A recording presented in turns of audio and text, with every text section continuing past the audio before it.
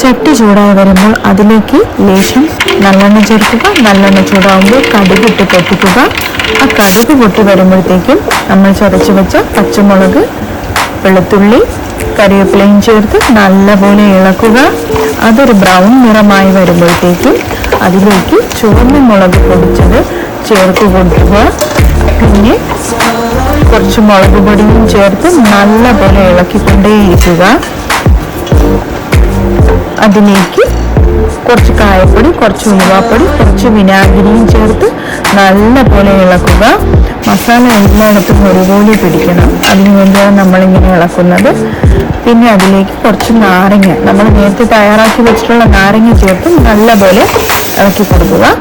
പിന്നെ അതിലേക്ക് കല്ലുപ്പ് ചേർക്കുക. കല്ലുപ്പ് ആവശ്യാനുസരണം ചേർക്കാവുന്നതാണ്.